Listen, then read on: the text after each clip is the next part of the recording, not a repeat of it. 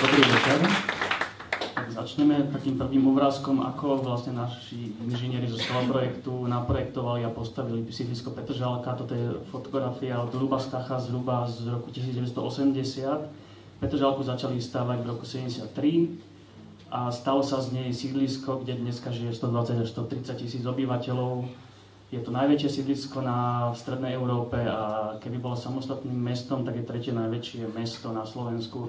To bola situácia v minulosti, toto je situácia terajšia, kde vidíme, ako bez hľadu a skladu, po zateplení, bez nejakej koncepcie vlastne vznikajú takéto zvláštne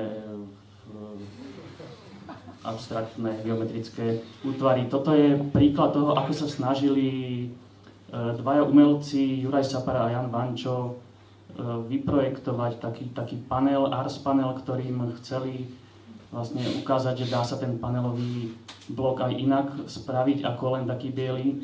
A tuto vidíme situáciu spred asi 2-3 rokov, kedy aj tento pokus odvážny skončil teda pod zateplením.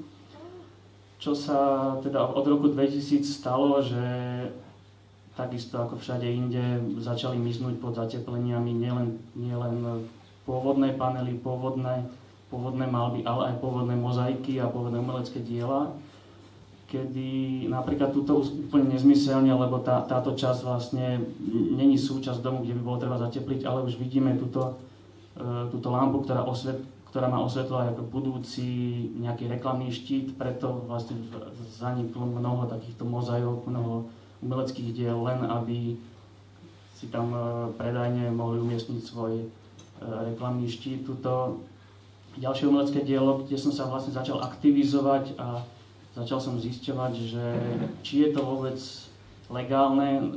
Bohužiaľ som zistil, že je to legálne, pretože o tom rozhodujú vlastníci bytových, nebytových priestorov a není na to žiadna legislatíva, nejaké kontrolné orgány, ktoré by kontrolovali, či sa to môže zničiť alebo nie. A tuto sa už dostávame k problematike také špecifickej petržalského fenoménu, ktorým sú monumentálne malby, ktorých bolo v Petržalke 7 a vlastne zdobili v bočné fasády panelových domov, ktoré mali až plochu 450 m2 a vlastne tieto bočné fasády boli takýmto spôsobom humanizované, výtvarne riešené a mali slúžiť aj na taký ako orientačný, ako mali odlišovať jednotlivé domy a mali slúžiť ako na orientačné body v Petržalke. Samozrejme, po roku 2000 s zateplovaním sa tieto domy, teda tieto malby začali prekrývať. Toto je predposledná malba, ktorá zmizla. Ich bolo 6, teda ich bolo 7 a keď začali zateplovať tú 6, tak som si povedal, že tú 7 im proste nedovolím, pretože som mal nejaký taký osobitný vzťah. Tú malbu vidíme teraz na ďalšom obrázku. Bola to malba, ešte na ďalšom. Bola to malba, na ktorú som sa od malička pozeral zo svojej detskej izby, zo svojho kvázi rodného domu a vnímal som ju od malička, ktorá bola vlastne oproti.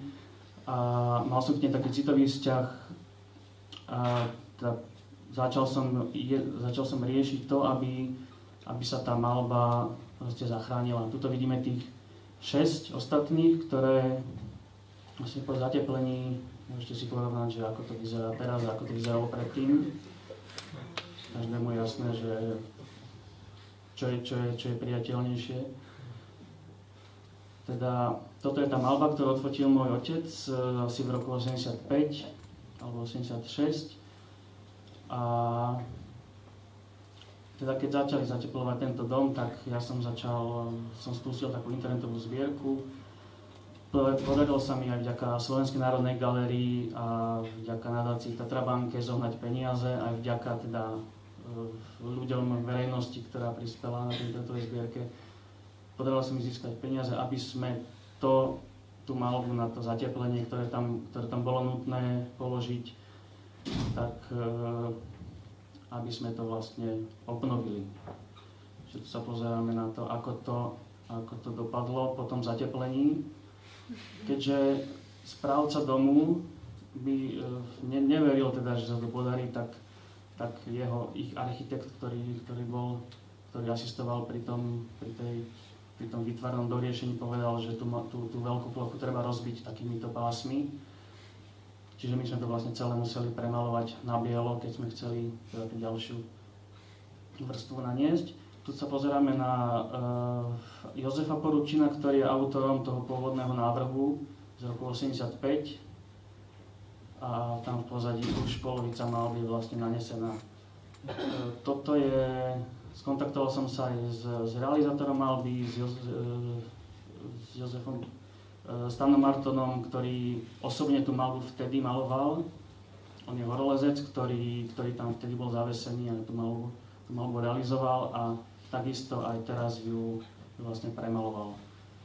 Toto je taký náčrt toho, ono to vôbec nie je jednoduché celý tú veľkú plochu, tie veľké obrovské tvary naniesť, tak to nejak vyzeralo to rozkreslenie tých plôch, ktoré tam oni potom prenášali.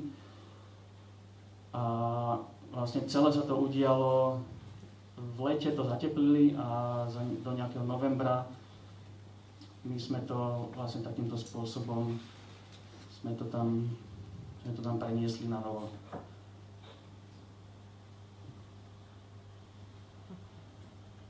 Tá práca trvala nejaké 3-4 týždne a toto je výsledok.